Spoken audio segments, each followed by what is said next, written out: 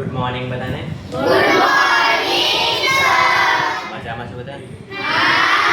ચાલો, નવોદય અને સીઈટીની તૈયારી કરતા કરતા આ વખતે નવોદયના સિલેબસમાં બેટા થોડો ફેરફાર થયો છે.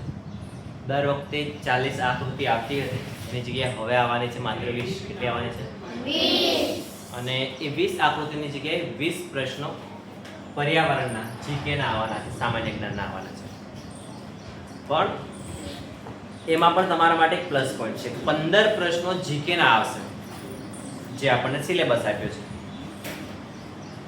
એમાં એક ફકરો હશે, જેમ ગુજરાતીમાં ફકરામાંથી પ્રશ્નોના જવાબ શોધીને લખીએ છીએ ને આપણે, એવું જ હશે. તો એ 5 માર્ક્સ તો આપણા પાક્કા જ છે ફકરાવાળા તો. ઠીક છે. અને 15 પ્રશ્નો માટે આપણે શું ભણવું?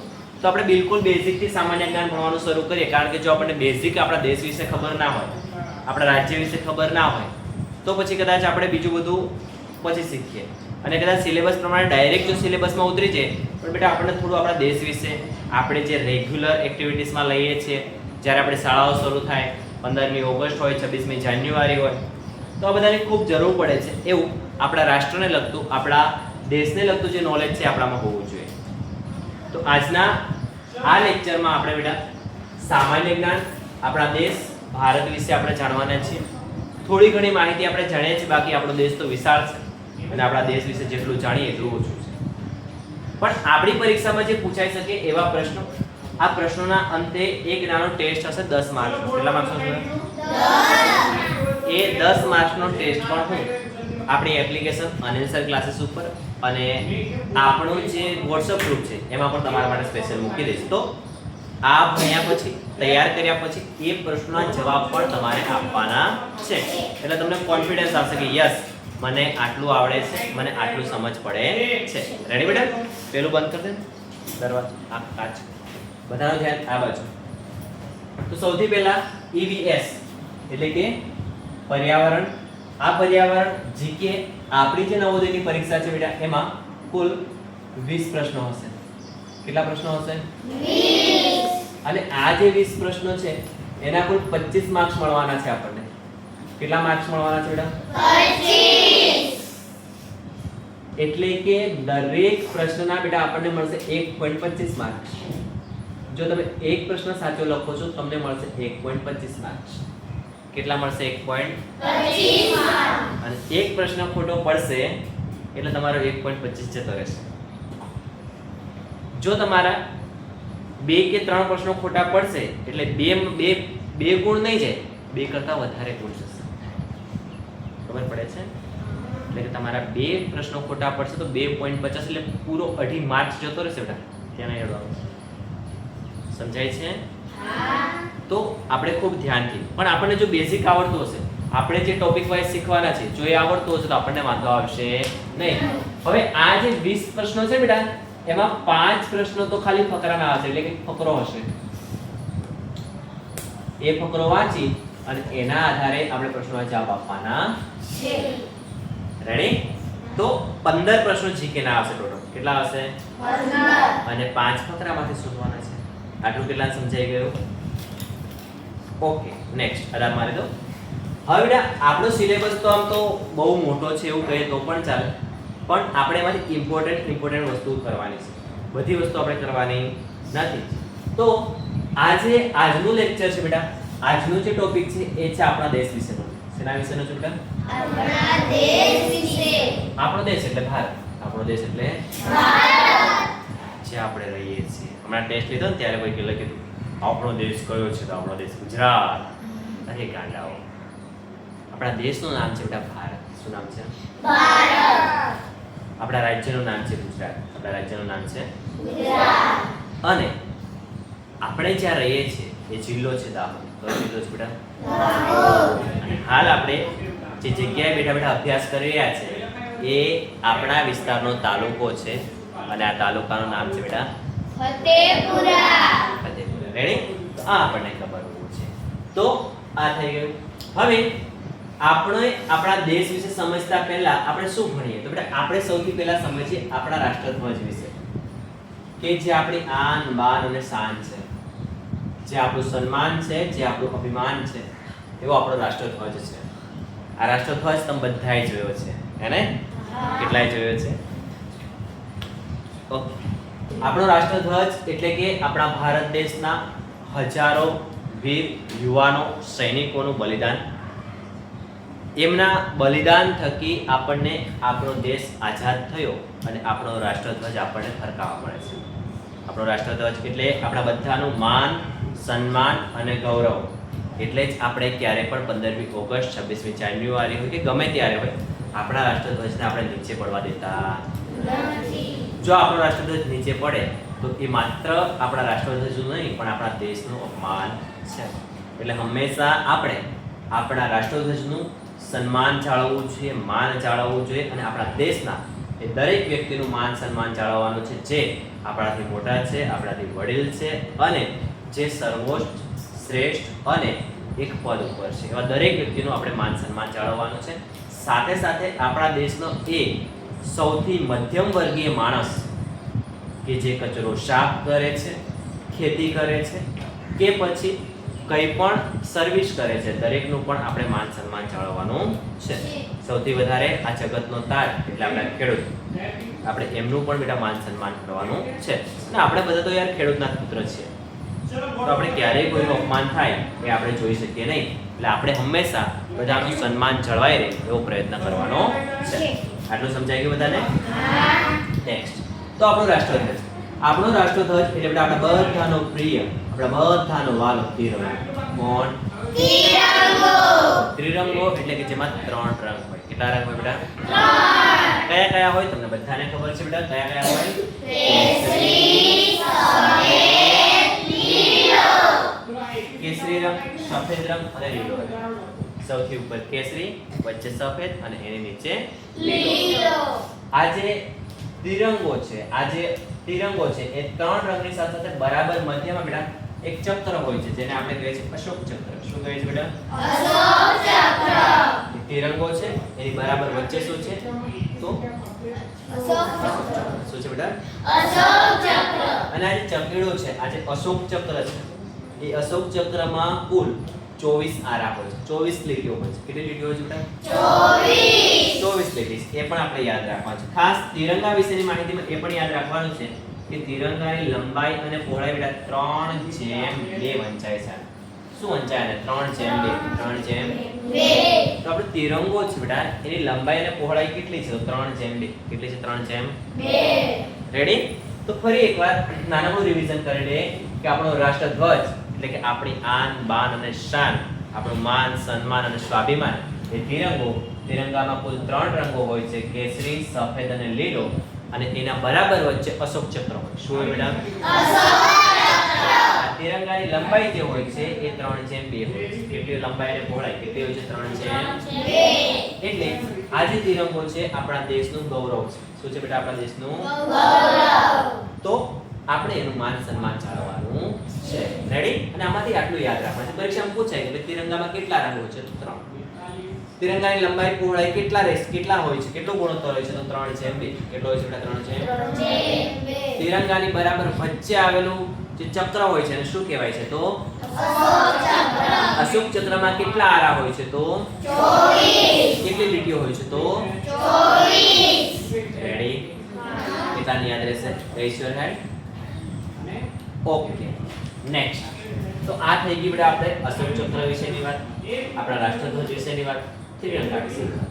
બીજું હવે આપણે થોડું જાણી લઈએ આપણા દેશનું રાષ્ટ્રીય ચિહ્ન કયું છે. શું જાણવું છે બેટા આપણા દેશનું રાષ્ટ્રીય ચિહ્ન? તો આપણા દેશનું રાષ્ટ્રીય ચિહ્ન આમ તો સારનાથના સ્તંભમાંથી લીધેલું છે, જેનું નામ છે અશોક સ્તંભ. શું કહેવાય છે બેટા? અશોક સ્તંભ. આ જે અશોક સ્તંભ છે ને તમે ક્યાંક જોયો હશે ટેબલ ઉપર. આટલો હોય અથવા મોટો પણ હોય, અમુક જગ્યાએ મોટો પણ આટલો હોય નોર્મલી ટેબલ ઉપર ઓફિસમાં, સરકારી ઓફિસમાં. તો એ મૂકેલો હોય, એ ઉપર છે 3 સિંહો દોરેલા હોય. 3 સિંહો હોય હે ને? હવે તમે કદાચ જોયું હોય ક્યાં, અથવા ઘણાની ગાડીમાં આગળ કાચ પર મૂકેલો હોય. તો આ જે અશોક સ્તંભ છે બેટા એમાં કુલ 4 સિંહ હોય, પણ આપણે આગળથી જોઈએ ને સામેથી આપણને 3 દેખાય. કેટલા દેખાય? તો યાદ રાખવાનું છે કે અશોક સ્તંભમાં કેટલા સિંહ હોય? તો 4 સિંહ વાળી આકૃતિ હોય. કેટલા સિંહ વાળી આકૃતિ બેટા? 4. પણ આપણને દેખાય કેટલા આગળથી 3 જ. કેટલા દેખાય છે? 3. એક પાછળ હોય છે. રેડી? આ ધ્યાન રાખવાનું છે. બીજું, જ્યારે તમે અશોક સ્તંભમાં જમણી બાજુ આખો અશોક સ્તંભ જોશો ને બેટા, તો જમણી બાજુ તમને એક આખલાનું એટલે કે બળદનું ચિત્ર દોરેલું હશે, મૂર્તિ હશે, અને ડાબી બાજુ ઘોડો હશે. જમણી બાજુ બળદ એટલે કે આખલો અને ડાબી બાજુ ઘોડો. રેડી? આ તમારે ધ્યાન રાખવાનું છે. ત્યાર પછી દરેક અશોક સ્તંભની નીચે ફરજિયાત બેટા સત્યમેવ જયતે લખેલું હોય છે, અને આ આપણું રાષ્ટ્રીય સૂત્ર પણ છે. સત્યમેવ જયતે રાષ્ટ્રીય સૂત્ર છે કે આ જે અશોક સ્તંભ છે, આપણું રાષ્ટ્રીય ચિહ્ન છે, અશોક સ્તંભ છે. અશોક સ્તંભની બરાબર વચ્ચે જે મેન આકૃતિ હોય છે, જે મેન ચિત્ર હોય છે, જે મેન મૂર્તિ હોય છે બેટા, એ 4 સિંહ વાળી આકૃતિ હોય છે, પણ જેમાં આપણને દેખાય છે 3 જ. કેટલા દેખાય છે બેટા? 3. હવે એમાં જમણી બાજુ આખલાનું ચિત્ર હોય છે અને ડાબી બાજુ ઘોડાનું ચિત્ર હોય છે. આપણું રાષ્ટ્રીય સૂત્ર છે સત્યમેવ જયતે. શું છે બેટા? સત્યમેવ જયતે. જેનો અર્થ થાય છે સત્યનો હંમેશા વિજય થાય. સત્યનો હંમેશા વિજય. એટલે આપણે પણ ઘણા કહેતા હોય કે ભલે કોઈ ગમે તે કરે, પણ જે સાચું છે એને કોઈનાથી ડરવું જોઈએ નહીં. કેમ? કેમ કે સત્યનો હંમેશા વિજય થાય છે. પણ અમુક કિસ્સામાં ઘણીવાર સત્યને સફળતા મળતી પણ નથી. ભલે લોકો સાચા હોય તો પણ એમની સાથે બેટા અન્યાય થઈ જતો હોય છે. ઠીક છે?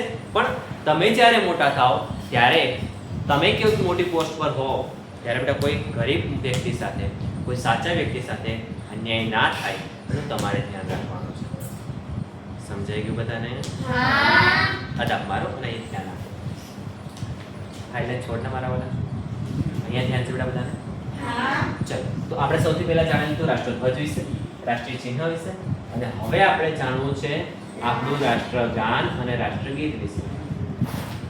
રાષ્ટ્રગાન અને રાષ્ટ્રગીત જે આપણે દરરોજ પ્રાર્થનામાં કરીએ છીએ અથવા શાળા છૂટે ને પછી બોલીએ છીએ એ છે બેટા આપણું રાષ્ટ્રગાન.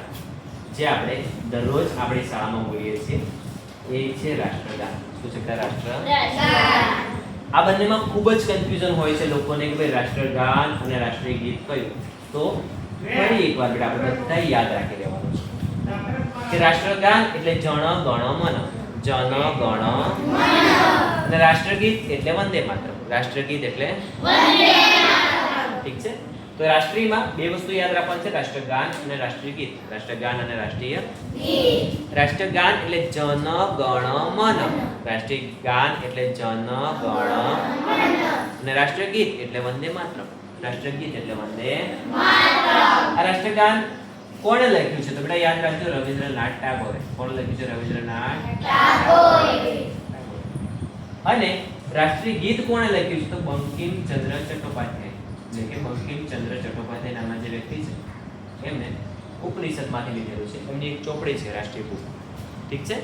એના એક અધ્યાયમાંથી એમને આ વંદે માતરમ ગીત લીધેલું છે. રેડી?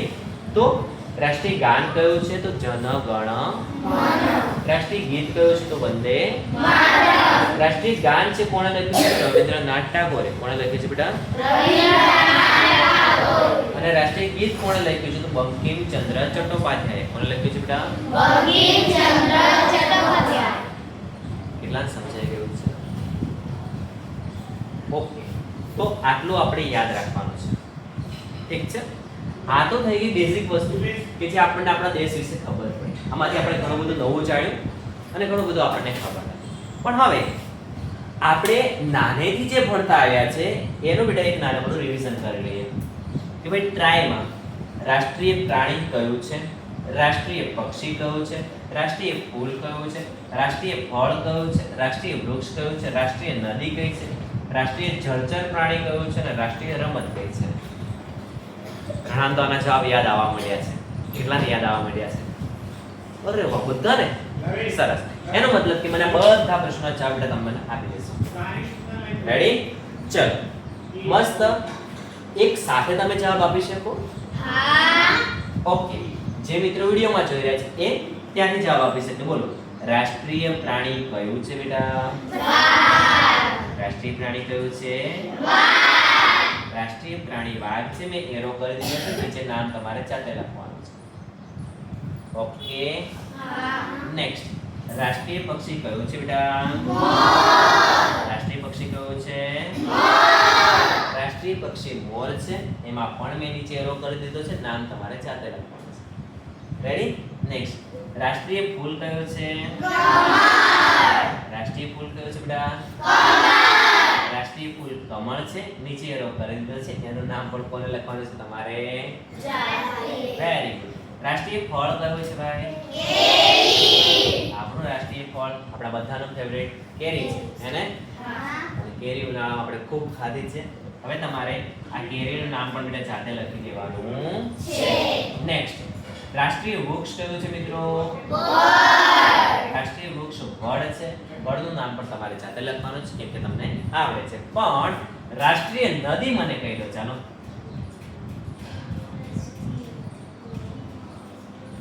હે કોઈ નથી આવડતું? ફોટો મારા યાર. દક્ષ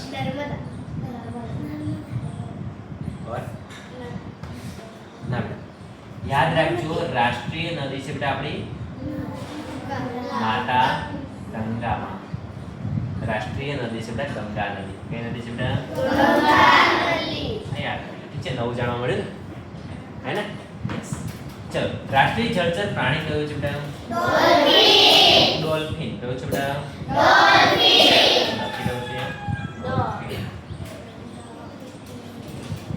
રેડી? અને રાષ્ટ્રીય રમત તમને ખબર છે? કઈ છે મારા વાલાઓ? અને હોકીના જાદુગર કોઈને યાદ છે? હોકીના જાદુગર કોણ હતા? એનું નામ હતું બેટા મેજર ધ્યાનચંદ. શું નામ હતું? રેડી? તો આજનો જે લેક્ચર હતો બેટા, આજનો જે પોઈન્ટ ભણ્યા આપણે એ બહુ મસ્ત પોઈન્ટ ભણ્યા. નવોદયમાં જે આટલા પ્રશ્નો આવવાના છે આજ તમને સીઈટી માં ખૂબ કામ લાગવાનું છે. યાદ રાખજો સીઈટી ની પરીક્ષામાં તમને આ ખૂબ કામ લાગશે. ઠીક છે? પણ કન્ડિશન એક જ છે. ફરી કહી દઉં છું. માત્ર ભણવું જરૂરી નથી, તૈયાર કરવું ખૂબ જરૂરી છે. ઠીક છે? આ જ પોઈન્ટમાંથી કેવા પ્રશ્નો પૂછાઈ શકે એનો ફટાફટ આપણે 5 મિનિટમાં આપણે એકવાર રિહર્સલ કરી લઈએ. મને ખબર પડે કે માની લો કે તમારી પાસે બધી માહિતી છે તો તમે પ્રશ્નનો જવાબ આપી શકો કે નથી આપી શકો. તો પહેલામાંથી પ્રશ્નો પૂછાઈ શકે કે ભાઈ આપણા રાષ્ટ્રધ્વજનું નામ શું છે? હાથ ઊંચો કરો. નીત ત્રિરંગો. શું નામ છે બેટા? બીજો પ્રશ્ન પૂછાઈ શકે આમાંથી કે આપણા તિરંગામાં બરાબર વચ્ચે આવેલો જે પટ્ટો છે એનો રંગ કેવો હોય છે? બોલે બેટા. બરાબર વચ્ચે આવેલા પટ્ટાનો રંગ કેવો હોય છે? બોલે બેટા. સફેદ. કેવો હોય છે બેટા? વાદળી. અશોક ચક્રનો રંગ હોય છે ને વાદળી જેવો. ઠીક છે? પણ આપણે એ પટ્ટાનો કીધો છે તો સફેદ યાદ રાખવાનો. ત્રીજો પ્રશ્ન પૂછાઈ શકે આપણો જે રાષ્ટ્રધ્વજ છે એમાં બરાબર વચ્ચે જે ચક્ર આવેલું છે એનું નામ શું છે? બોલે બેટા. અશોક ચક્ર. શું નામ છે બેટા? આ સિવાય એક પ્રશ્ન પૂછાઈ શકે ભાઈ કે આપણા તિરંગાની લંબાઈ અને પહોળાઈનો ગુણોત્તર કેટલો હોય છે? બોલો બેટા.